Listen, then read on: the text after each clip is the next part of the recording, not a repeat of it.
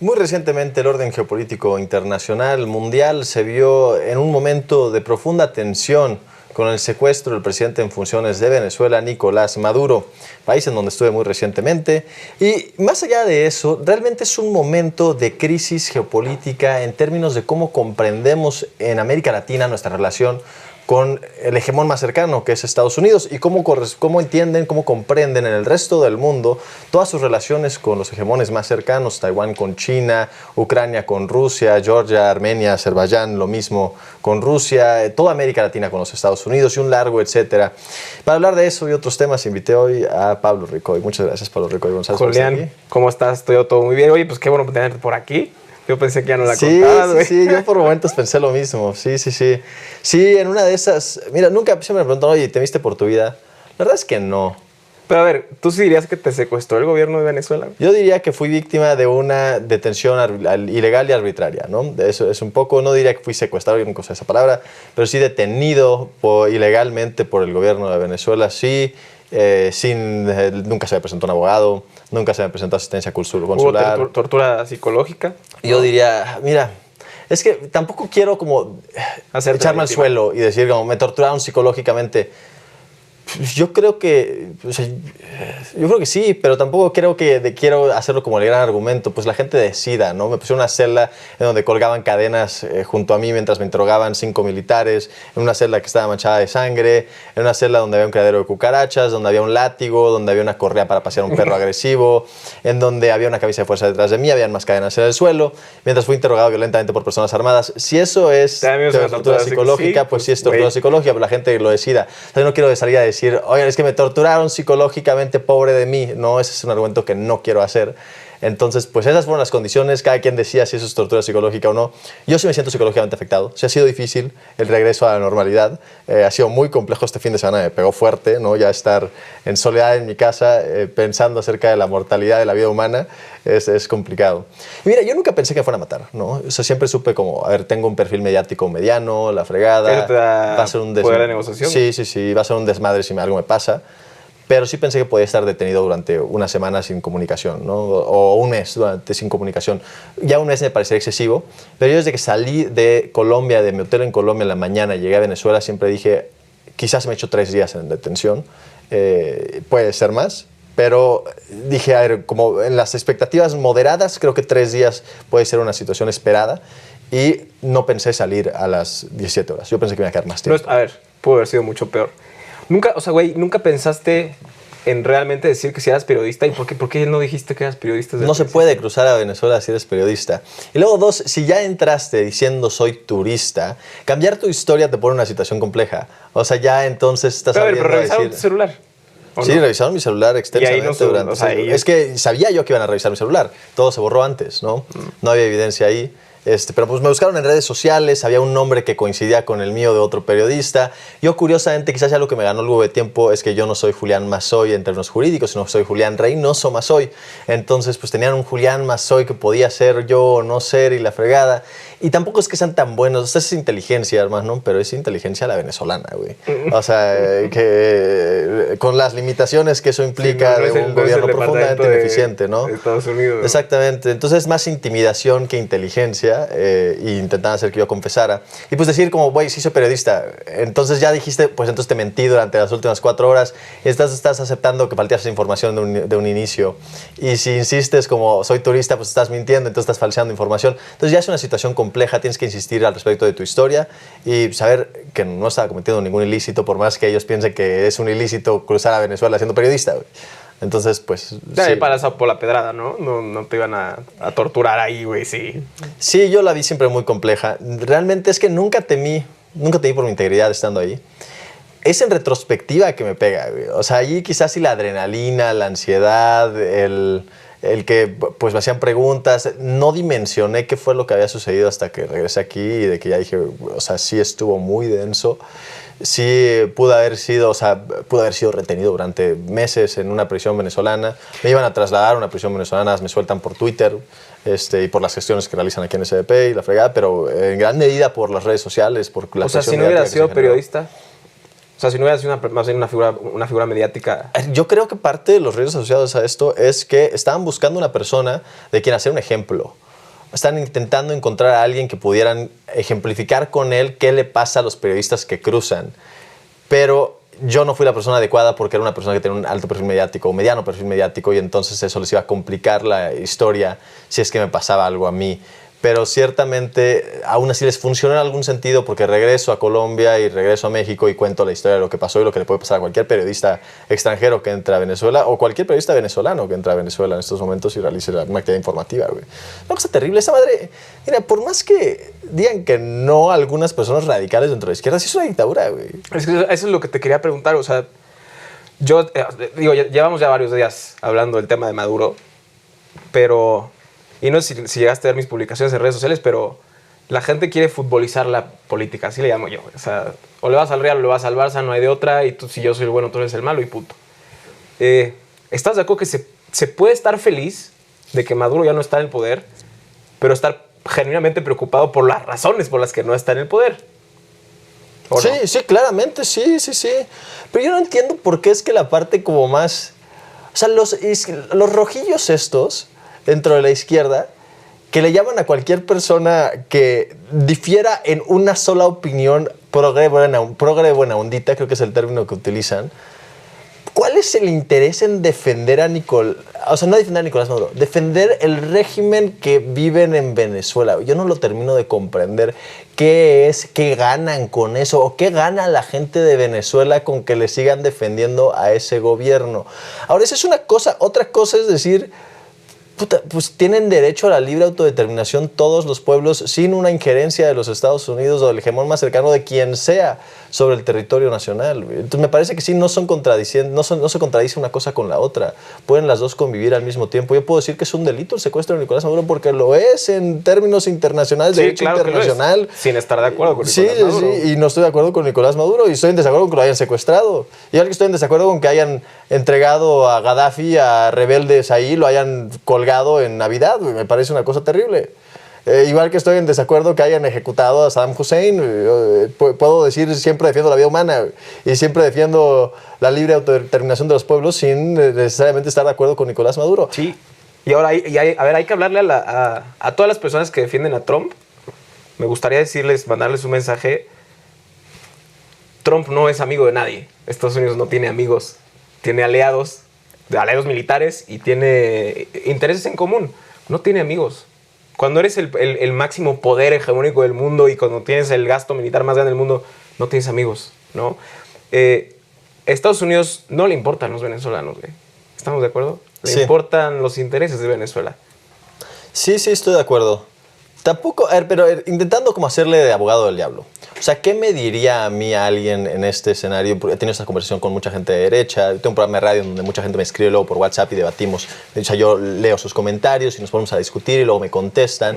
Y hay una radioescucha que siempre me escribe todos los días, siempre que hablo de Venezuela en particular. Y me dice, Julián, ¿pero qué soberanía estás defendiendo si hoy no existe soberanía en Venezuela? ¿Cuál libre autodeterminación del pueblo de Venezuela si es que le hicieron un fraude en el 2024? O sea, ¿qué soberanía se defiende en este escenario cuando hay un gobierno autoritario y dictatorial? ¿Qué respondes a eso?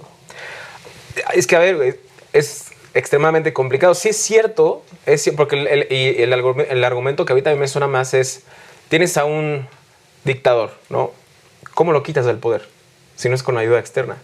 Lo puedo entender, güey, ¿sabes? Sí lo puedo entender, pero todo lo demás también siembra precedentes bien peligrosos. Sí, entonces cualquier persona que Estados Unidos... Porque aparte ni siquiera lo están enmascarando, no sé si te has dado cuenta de las noticias, ni siquiera están fingiendo, no, sí vamos a liberar el pueblo venezolano. Le dicen, no, vamos por su petróleo, no. Empezaron con este asunto, primero empezaron con la democracia, ¿no? Desde hace varios años, la fregada, nadie les creó el discurso, luego con el cártel de los soles y el cártel Tren de Aragua. Y ya se acabó esa madre, ya, cinismo. Y me encanta, sí, ya díganlo. Esto es ya díganlo, por lo menos, es lo mínimo que pueden hacer. Sí, okay, ya sabemos que eres el bully del mundo, ya sabemos que quieres los recursos naturales de toda América, ya sabemos que somos tu patio trasero, bueno, que quieres que seamos tu patio trasero, mínimo dilo así, güey. O sea, ¿para qué lo endulzas y dices que vamos a traer la democracia? Porque aparte, el tema de la democracia... Yo no estoy convencido de ese argumento que sí hacen de que cómo puedes echar a un dictador si no es con ayuda externa. A mí sí me parece que eso no se sostiene en la realidad histórica. ¿Y cómo le haces? A ver, ¿cómo echa Vicente Fox al PRI? Haciendo una revolución popular, güey, convenciendo a las masas, o sea, haciendo invencible la cantidad de respaldo popular que tienes. ¿Cómo es que sucede la primavera árabe en Egipto? Pues así funciona. O sea, sí es complejo, sí, pero no tienes que tomar control de las instituciones a partir de hacer inevitable tu victoria, convenciendo a las grandes masas de ello. ¿Y cómo las convences? Pues haciendo el argumento correcto y apelando a las omisiones que de hecho que han realizado los gobiernos. O quizás y no hay omisiones tan profundas, entonces no es tan fácil de convencer. Entiendo yo que a lo mejor y fue bastante fácil para Vicente Fox hacer el argumento porque tenía que salir el PRI. A lo mejor y no es tan fácil para Macorina Machado hacer el argumento porque tiene que salir Nicolás Maduro o el gobierno chavista. O sea, a lo mejor y también esa puede ser una realidad en donde pues los valores occidentales no se traducen igual adentro de Venezuela y la gente no valora tanto la libertad de expresión. Entonces, pues la censura de la prensa quizás sí no es privilegiada por encima de algún otro argumento. No lo sé, tampoco lo creo. Yo creo que es muy fácil hacer el argumento. Más bien creo que la oposición venezolana ha hecho un muy mal argumento permanentemente, llamando a la intervención extranjera y entonces han convencido a una mayoría, probablemente sí, no a las mayorías suficientes como para poder quitar a un dictador. O sea, puede ser. O sea, yo veo muy difícil.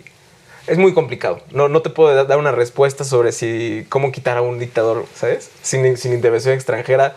Porque tú dices, bueno, hubo una transición democrática en México que ya nos dimos cuenta que realmente no hubo una transición democrática. Nada más fue hacerle la jalada, güey. Bueno, pero entonces, ¿cómo gana Andrés Manuel? Si quieres que la democracia ganó en el 2018, o sea, ¿ganó con la intervención extranjera? A ver, sí, pero yo también creo que si se hubieran querido pasar más de lanza, se pudieron haber pasado más de lanza y pudieron haber encarcelado a López Obrador. O sea, bueno, y hubiera habido un costo político elevadísimo adentro de aquí. O sea, eso habría quizás ensalzado, habría prendido fuego a la gasolina que se vivía en México en el 2018 porque las condiciones eran tan terribles y era inevitable la salida de ese régimen.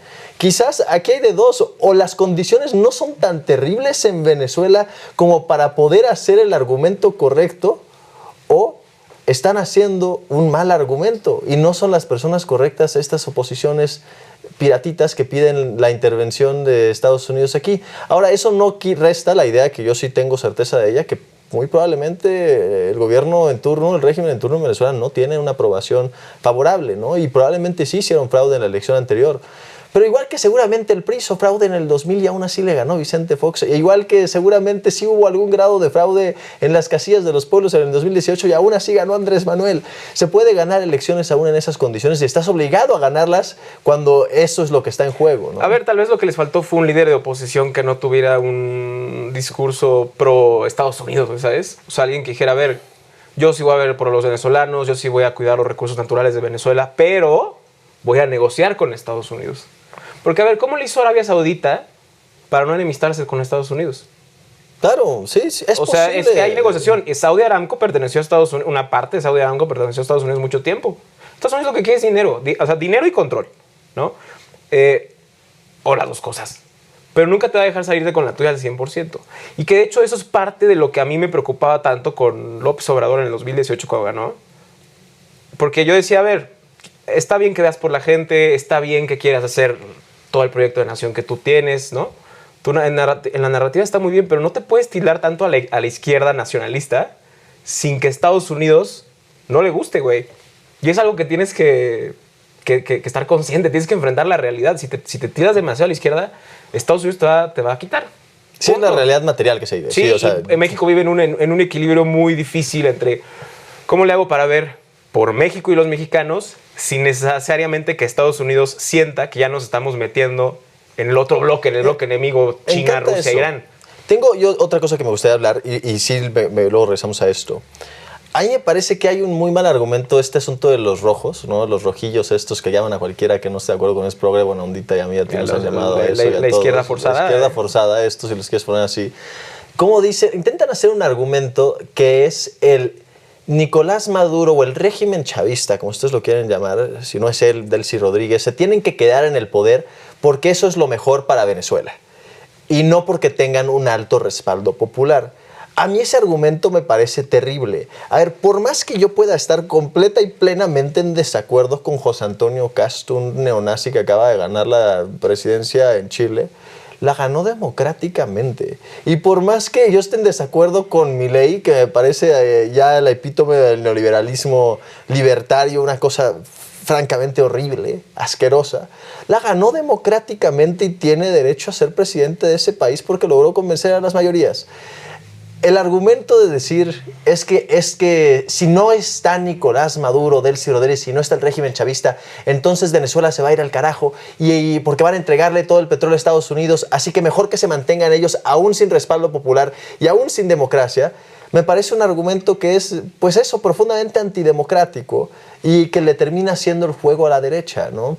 Le termina haciendo el juego a aquellos que sostienen el argumento contrario, que es, por ejemplo, Claudia Sheinbaum se tiene que ir, a pesar de que tiene una aprobación masiva y a pesar de que ganó su elección de forma extraordinaria e histórica, porque al pueblo de México le conviene que se vaya.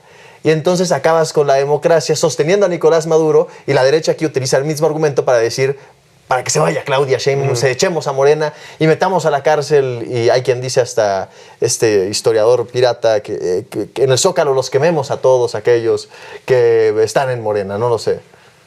A ver, me gustaría hablar contigo de lo siguiente. Yo descargué el manual del intervencionismo, ¿ok? ¿Existe eso? No de forma formal. Sí. ¿Okay?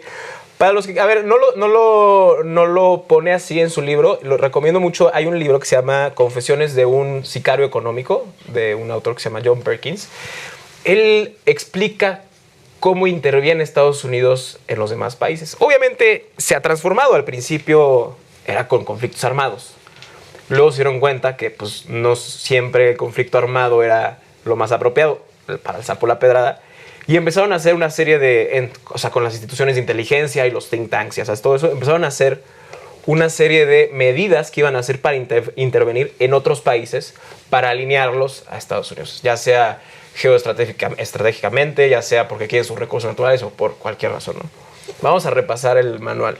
Son 13 puntos para el manual para las intervenciones. Vamos a empezar. A ver, el primer punto es influencia cultural e ideológica. Obviamente. En todo el mundo occidental pues, sucede eso, ¿no? Todos estamos sometidos a eso, Hollywood. Todos usamos jeans, sí. Exacto. El segundo punto, el segundo paso es financiamiento indirecto a partidos y candidatos a través de ONGs pro democracia, las cuales en México estamos muy familiarizados. El cuarto poder ya no es la prensa, la prensa tradicional está desgastada, son las ONGs. Las ONGs están más empoderadas que nunca. Me pareció una gran noticia la desaparición de USAID, por ejemplo. Fue una buena noticia, no sé si la hayan sustituido por algo más, ¿no? Claro. Pero, no sé si ahora USAID, el National Endowment for Democracy, sí. Todos aquí en México estamos... Bueno, el Wilson Center también, o el Woodrow, ¿cómo se llama? Atlas. No sé, Atlas Foundation, este tipo de cosas. Sí, exacto. Sí. El tercer paso es la presión diplomática selectiva, o sea, condonar visitas, el uso del Fondo Monetario Internacional, el Banco Mundial. El cuarto paso es guerra mediática y narrativa, que ahorita hablamos de más o menos en qué paso crees que está México, porque claro que estamos bajo pues suceden igual como al mismo tiempo todos, ¿no? Un poco, o si es uno primero y después el otro. A ver, exacto, no es que a fuerzas uno y luego el otro van acoplando a las condiciones. El primer paso vamos a hacer este, el cuarto paso el quinto paso Ahorita vamos. El quinto paso son sanciones económicas, que es parte de lo que estaba en Venezuela y en Cuba, ¿no? Rusia, etcétera, etcétera. El sexto paso es ya la desestabilización interna, cómo financiar protestas masivas, huelgas, guerras civiles. Sí, ¿no? sí. Luego el séptimo paso ya es el apoyo a la oposición dura.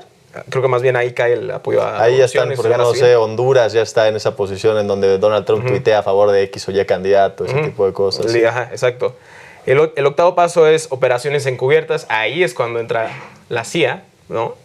Otras agencias van a reclutar activos, ¿no? Se me ocurre, estoy especulando por completo, pero probablemente alguien del círculo interno de Maduro entregó a las agencias de inteligencia. Hay mucha discusión al respecto, sí, el titular de la Guardia Presidencial probablemente. Su itinerario, pues seguramente algún mapeo de la casa en la que estaba, porque es pues, una operación bastante quirúrgica, ¿no?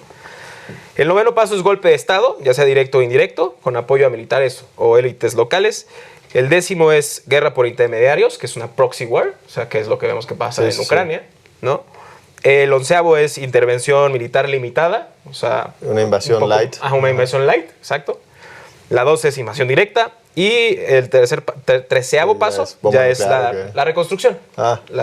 Cuando ya invadieron, ya hicieron todo, entonces, ahora vamos a hacer nuestro sí. gobierno. Obviamente lo que pasó en Venezuela es un híbrido entre todas, ¿no? Porque ya están como que intentando reconstruir un gobierno que medio que quitaron, pero luego no quitaron. Entonces, a mí me gustaría saber cuál es tu opinión, en qué paso crees que esté en México. No lo sé, ¿el quinto cuál era? El quinto es sanciones económicas. No, antes. Todavía no estamos ahí, yo creo. La guerra mediática y narrativa, yo creo que sí hay. Probablemente, pero también hay algo de, operaciones encubiertas en México. No tengo evidencia de nada durante el sexenio de la presidenta Sheinbaum, pero el secuestro del Mayo Zambada fue una operación encubierta de la CIA en territorio mexicano, ilegal y violatoria de la soberanía. No hay ninguna duda de ello. No sé si tenía algún fin político necesariamente, ¿no? Pero puede ser que sí, nadie lo sabe. Yo creo que más bien vayamos de abajo para arriba. Influencia cultural. Sí, eso sí, 100%. Estamos en la 4. Financiamiento indirecto a partidos y candidatos. Sí. Probablemente también. Sí, Claudio X González, ahí está. Los mexicanos contra la Revolución Unida y el PRI y el PAN, ¿no? Presión diplomática selectiva. Yo creo que algo tenemos de ahí. Todas las declaraciones que da Trump sobre que la presidenta, Mexican President, fine woman, es buena persona, pero los cárteles gobiernan los cárteles. Algo, sí. Y guerra mediática yo creo que también un poco, ¿no? Todavía no llegamos a sanciones económicas. Obviamente lo que no queremos es que escale a sanciones económicas, a desestabilización interna. Yo creo que ese paso se saltaría. De sanciones económicas no lo veo. Sí veo, es que depende cuál es el objetivo. Aquí el objetivo no es tirar al gobierno, sino que es más bien tomar control de los recursos naturales. Eso se puede hacer también a través de soft power, ¿no? Este poder suave, blando. Pero a ver, ¿qué quisiera Estados Unidos de México? O sea, ¿cuál es el argumento? En Venezuela lo entiendo, es el petróleo. ¿En México es el petróleo? No lo creo. Yo creo que consumimos todo el petróleo que sacamos. O sea, creo que, aún si es de forma indirecta, pero si sacamos 2.3 millones de barriles diarios, estamos consumiendo 2.3 millones de barriles diarios. A lo mejor una parte la vendemos y otra parte la compramos, lo que sea, pero no nos van a quitar petróleo. A ver, también. Yo como he entendido cómo funciona este asunto, es de la siguiente forma. Todos los encargados de intervenir en otros países no es como que van por su cuenta a decir, hoy toca invadir a Nicaragua. No llegan así. Yo creo que muchas veces llegan empresarios, estoy especulando, pero ¿qué tal algunos empresarios, dueños de empresas petroleras que tienen muchas refinerías que están dedicadas a refinar petróleo pesado, ¿no? Donde Venezuela abunda el petróleo pesado, y dicen, es que ¿sabes qué? No podemos reconvertir nuestras refinerías. Pero en Venezuela me queda claro, ¿en México qué les interesa? A ver, en México yo creo que el tren interoceánico es un factor importante, porque tiene una importancia. ¿Pero no quieren el tren interoceánico? No, yo creo que sí lo quieren. O sea, algo quieren. O sea, a ver, de entrada no quieren... Yo tengo una teoría. A ver, de entrada yo creo que no quieren que China o Rusia tengan influencias en el tren interoceánico, ya que sea en la construcción o en la operación del tren interoceánico, ¿no? Eso creo que está más que claro. Creo que ha sido buena postura de México estar un poco limitado a la influencia china, ¿no? En cuanto a proyectos de infraestructura, pues más bien tienes que empezar, por ejemplo, la refinería Dos Bocas la construyeron, me parece que fue Samsung el contratista más grande. Samsung pues, no es del bloque de China y de Rusia, pero los trenes no los puedes dejar que las construyan empresas chinas, a pesar de que las empresas chinas de trenes... No sé qué tanta evidencia haya de que empresas chinas se metieron en la construcción de esos trenes. Yo recuerdo... yo creo que no podemos dejar que pase. Ajá, sí, me parece que iría en contra de nuestros intereses también. Pero, entonces, ¿qué sí quieren de México? Yo tengo una teoría, porque me hace poco sentido todo esto, ¿no? O sea, me hace poco sentido pensar en los trenes, me hace poco sentido pensar en el petróleo. Me hace poco sentido también pensar... Probablemente, no lo sé, pero me hace un poco más, pero a un poco sentido pensar en el litio. Yo soy de Sonora y la realidad es que en Sonora luego sí hay una verdad a voces, no se dice públicamente, que es que el litio, pues no hay tanto. Y está muy diluido en arcilla y la realidad es que la tecnología todavía no está ahí para hacer rentable el costo de extracción. Y entonces, aún si se lo terminas entregando a quien quieras, probablemente a nadie le interesa este litio en este momento que tenemos ahora. Una concesión de aquí a 100 años, sí, ¿no? Porque seguramente mejorará las condiciones tecnológicas. Pero, pues... A ver, pero tengo una teoría de qué puede ser. La reforma eléctrica de López Obrador a mí me pareció que fue un golpe fuerte a todos los intereses extranjeros en México. Muy duro.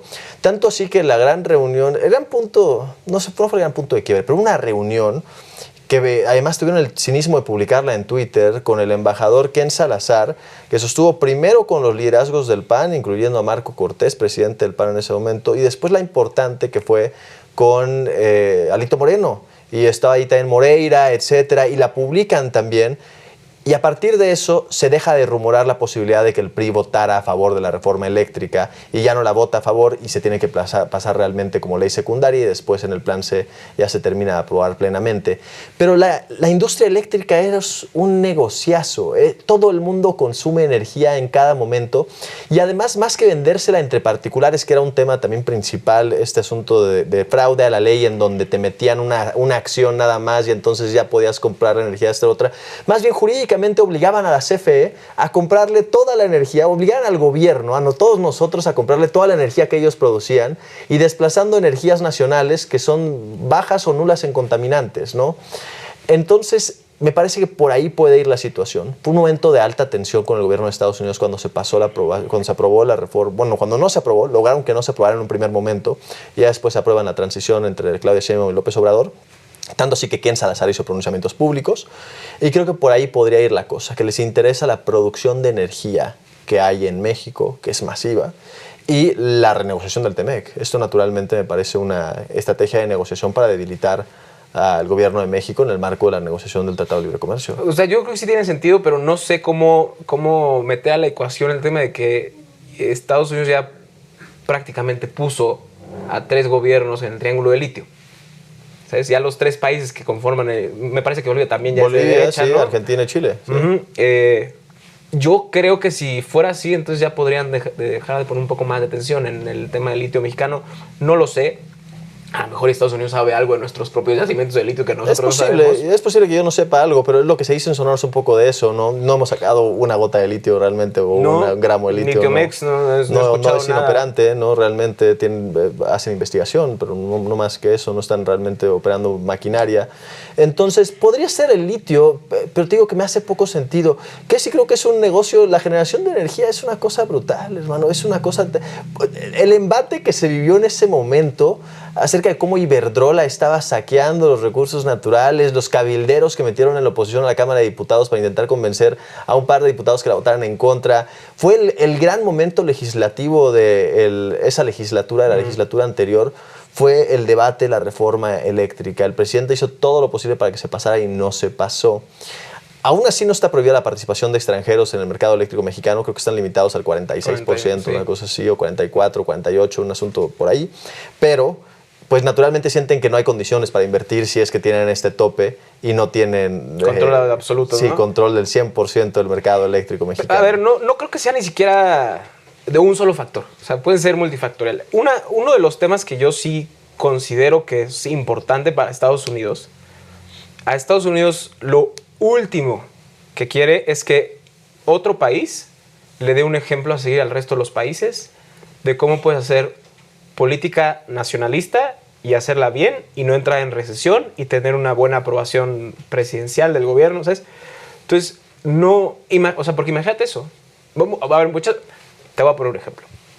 Cuba es comunista, ¿no? Ok. Y a mí el argumento más contundente que me han dado de que tal vez el comunismo sí funciona, ni siquiera estoy diciendo que, afirmando que sí, pero el argumento más fuerte es, si el comunismo no funciona y colapsa por sí mismo, entonces ¿cuál es la perra necesidad de sancionar a todos los países que son comunistas? Claro. No los sanciones, deja que colapsen y entonces ya le dices a todos, ven, colapsaron por su cuenta. Yo no tuve que meter las manos, pero no. Meten las manos, sanciones y sanciones y sanciones durísimas económicas. Y cuando intentaron asesinar a Fidel Castro, es el hombre 60 veces, una cosa así. Sí, el hombre que más ha resistido a intentos de asesinato. Sí. ¿Por qué tanto interés? Pues si realmente crees que el comunismo puede colapsar por su cuenta, pues déjalo que colapse por su cuenta, güey. ¿No? Sí, claro. Entonces, cuando dicen, a ver, es que Cuba, yo, paréntesis, viví en Cuba 2 meses cuando era muy chiquito, fui a una terapia. Cuba es un país bien curioso, porque sí es cierto que todo el mundo es muy pobre, pero también es cierto que no hay gente viviendo en la calle, también es cierto que no hay crimen, también es cierto que todos saben leer y escribir, ¿sabes? Entonces es súper interesante ver un país tan pobre, con tasas tan altas de educación, ¿sabes? Tasas tan bajas de vivir en la calle, todo el mundo les cuesta muchísimo trabajo alimentarse, pero todo el mundo se llega a alimentar al final del día. Entonces, ¿qué sería de Cuba si no hubiera sanciones económicas? ¿Qué tal que sí sería un modelo económico viable Y eso es lo que Estados Unidos no quiere que el resto de las personas sepan. Entonces, Estados Unidos ve a México y dice, y este gobierno, aparte de tener una aprobación enorme, está haciendo proyectos de infraestructura muy importantes, en especial el tren interoceánico, tiene una aprobación enorme y está bajando la pobreza, y todo siguiendo la receta opuesta a la que nosotros queremos que haga. Tampoco sé si la opuesta, pero no la opuesta, pero completamente distinta. Pero es distinta, sí.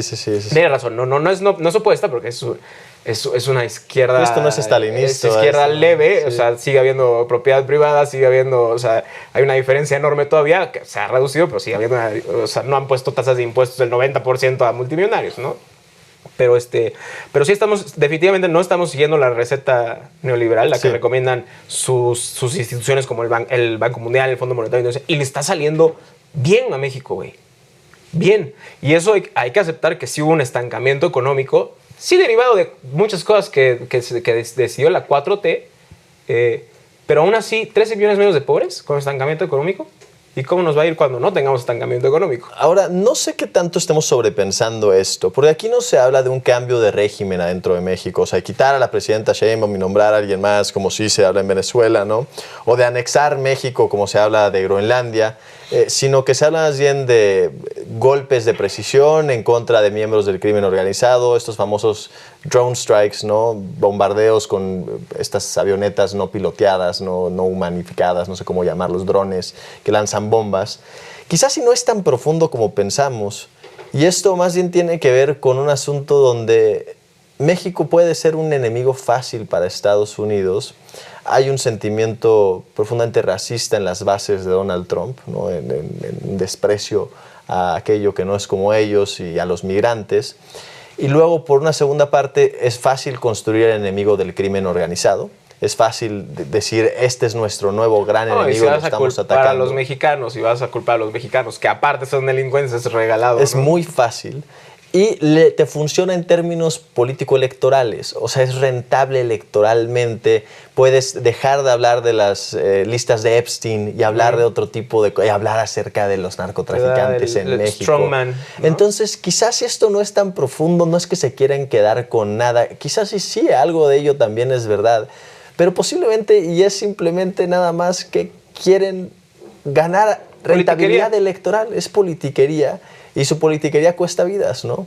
Y este tipo de politiquerías han sucedido toda la vida, siempre también, y han desestabilizado gobiernos con ellas sin que realmente represente un interés estratégico para ellos.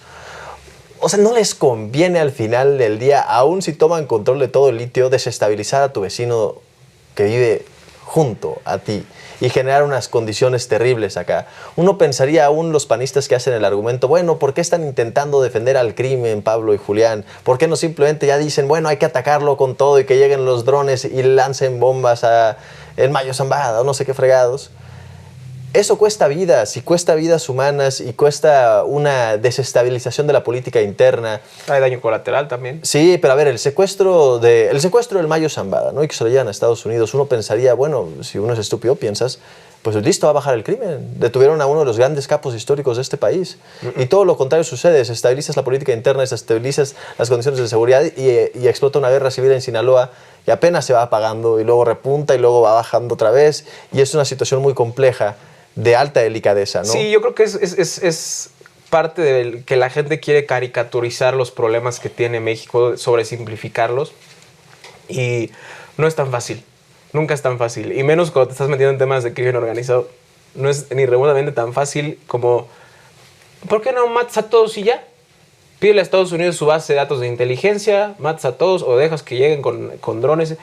Y todas las vidas humanas, los daños colaterales y las guerras que se producen porque hay cambio de facciones, porque si matas al líder y luego los segundos al mando, entonces se pelean y entonces hacen... O sea, no es tan fácil como todo el mundo cree. Y obviamente a la oposición le funciona narrativamente, pues mentes simples, ¿no? Personas que llegan a conclusiones muy sencillas porque su mente no da para más. O sea, sí, está mal Morena porque no los está matando a todos, ¿no? Sí. Otra cosa que me gustaría hablar, güey, es porque también tuve muchas discusiones hace unos días con la captura de Maduro.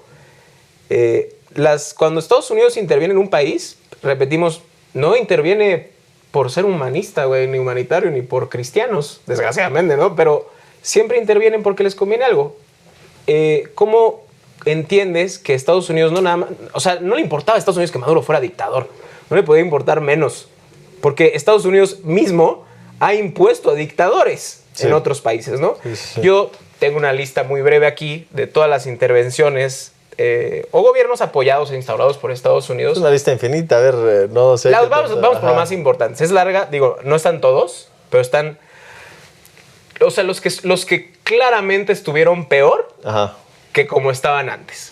El más importante creo que es Irán. ¿No? Después del el golpe de Estado que dieron a Mohamed Mossadegh, instalaron al Shah y entonces gracias a eso que pues sube la facción más extrema islámica del Ayatollah y desde ahí no se ha recuperado Irán y bueno. Un país que tenía bastantes libertades individuales y ahora ya acabadas. Y no dejaron ni siquiera gobernar a Mohamed Mossadegh. No sabían, era un líder mucho más progresista, probablemente poco a poco iba a alinearse a los valores, ¿no? Un poco más occidentales, no por ideología, sino porque naturalmente a lo mejor iba a ser un poco menos machista, ¿no? Tal vez. Sí.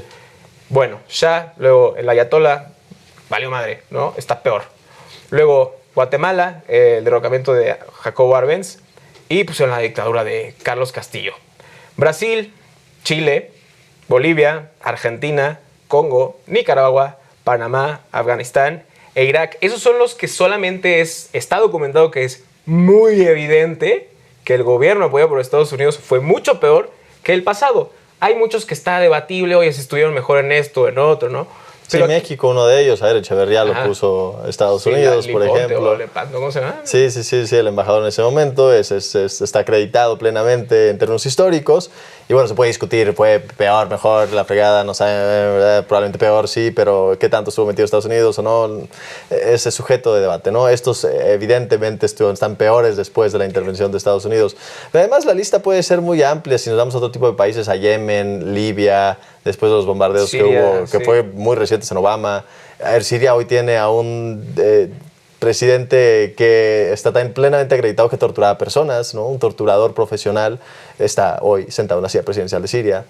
Afganistán es una historia terrible, ¿no? Después de 20 años de estar encabezando una batalla en contra de los talibanes en Afganistán, financiando, derrochando dinero y todo para sacarle jugo a la aprobación presidencial que eso implicaba, pues terminaron entregándole el control a los talibanes, la facción más extremista, sin derechos a las mujeres, niñas que estudian hasta el kinder y menos que eso, y estudian a leer el Torá el Corán y ya, y con eso se acabó, ¿no? Una situación terrible. Exacto, vale la pena recordar la frase que dijo Franklin D. Roosevelt, que es, sí, es un hijo de la chingada, pero es nuestro hijo de la chingada. Eso resume básicamente todo en lo que terminan todas las intervenciones gringas en el resto del mundo.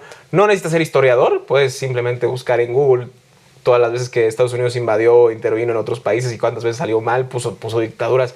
Entonces es una preocupación genuina, ¿no? A mí me encanta el argumento que hace Sheinbaum cuando le preguntan un poco de esto. O sea, ¿por qué más allá del discurso ideológico que puedo comprender y simpatizo con él, de la soberanía, ¿no? Que me parece importante, sino materialmente, ¿por qué no conviene la intervención de Estados Unidos? Ella siempre refiere a que ya ha pasado eso.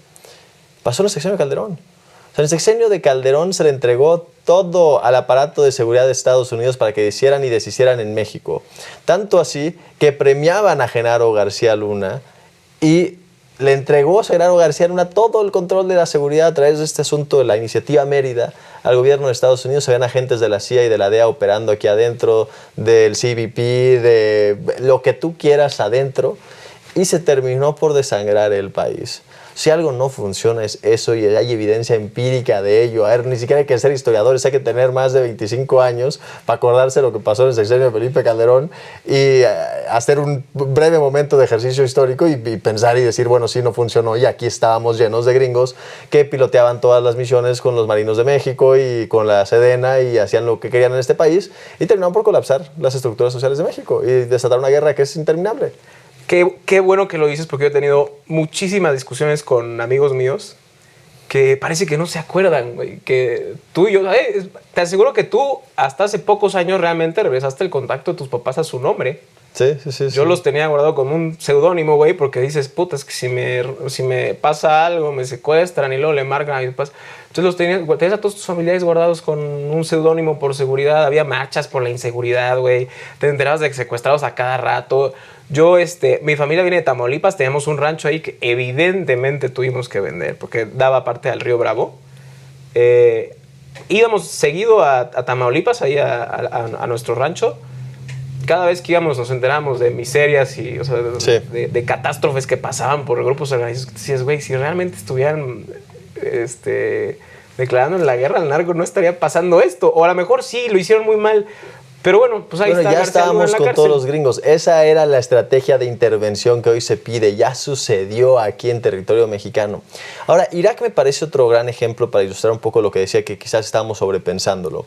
A ver, en la guerra contra Irak, en la guerra del Golfo, Segunda Guerra del Golfo, hay dos como grandes actores políticos involucrados. Uno, pues Bush, el presidente, ¿no? En ese momento, tomó la decisión de invadir sin autorización del Congreso. Y luego dos, Dick Cheney, el vicepresidente de los Estados Unidos, quien realmente tomaba todas las decisiones militares y cualquier asunto exterior de los Estados Unidos en ese momento. Para Bush fue muy fácil la decisión en términos de que Bush terminó su administración, sus 8 años, con una aprobación que debió haber rondado el 25%. Estaba por los suelos, 30% si quieres.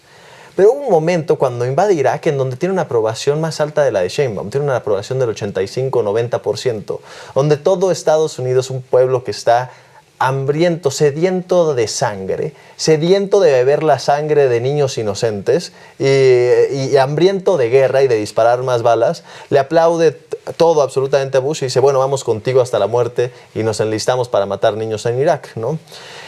Y por el otro lado estaba Dick Cheney, que era realmente quien hace toda la estrategia de vender el asunto de armas de destrucción masiva inexistentes para poder saquear después los recursos naturales e intervenir con las petroleras americanas y robarse todo el petróleo de Irak y tomar control de su gobierno, ¿no? O sea, el Estado profundo de los Estados Unidos sí se preocupa por este tipo de elementos, como qué vamos a sacarle de México, ¿no? O sea, ¿para dónde va? ¿Es por el litio? ¿Es la energía? ¿Son los trenes? ¿Es la infraestructura?